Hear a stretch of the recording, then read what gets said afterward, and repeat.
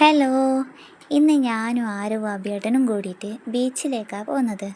അപ്പോൾ ആരും ഇത് കണ്ണാടിയൊക്കെ വെച്ചിട്ട് ബീച്ചിൽ പോകുന്നതുകൊണ്ട് ഞങ്ങൾ മാത്രമല്ല, അഭിയേട്ടൻ്റെ അനിയനും പിന്നെ ചേച്ചിയുടെ 2 പിള്ളേരും ഉണ്ട് കേട്ടോ. അപ്പോൾ അത് കയറിപ്പാടെ തന്നെ മുമ്പിൽ തന്നെ കുറേ കളിപ്പാട്ടമൊക്കെ ഉണ്ട്. അത് വേണമെന്നിട്ട് ആരോ വാശി പിടിക്കുന്നതാണ്.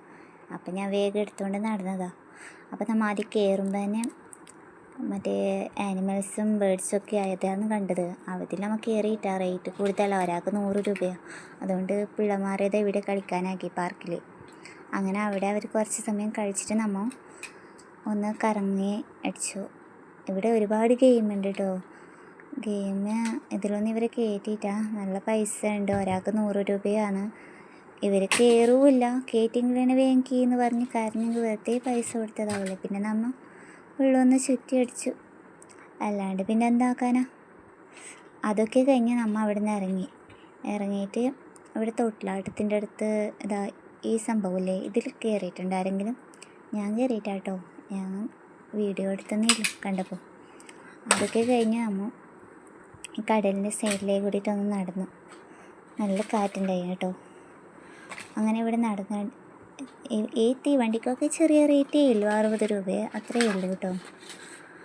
അപ്പം ഇവിടെ ഒരു പൊട്ടറ്റോൻ്റെ മറ്റേ അതുണ്ടായിന്, അത് വാങ്ങിച്ചു നമ്മൾ എല്ലാവരും.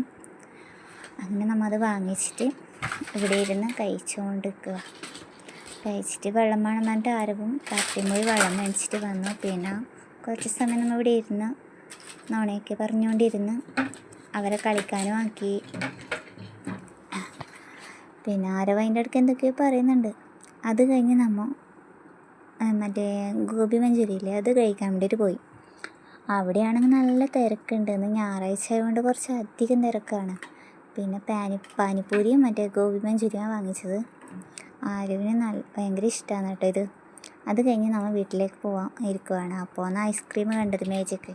അപ്പോൾ അവർ ആരുവിനെ കുറച്ച് സമയം കളിപ്പിച്ചു. ഐസ്ക്രീം അവൻ കളിക്കുമ്പോൾ ഞാൻ വാങ്ങിച്ചിട്ട് കൊടുത്തു. അത് കഴിഞ്ഞ് ഐസ്ക്രീം തിന്നോണ്ട് നമ്മൾ പോയി. അതിൽ മീനുണ്ടോ നോക്കിയതാട്ടോ, മീനൊന്നുമില്ല.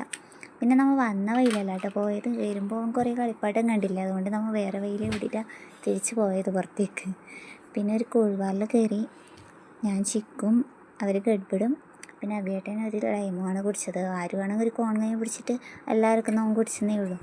ചെറിയ ഹോട്ടലാട്ടോ, അല്ല ചെറിയ കൂൾബാറാട്ടോ. അത് കഴിഞ്ഞ് വീട്ടിലേക്ക് പോവാണ്. ബൈ.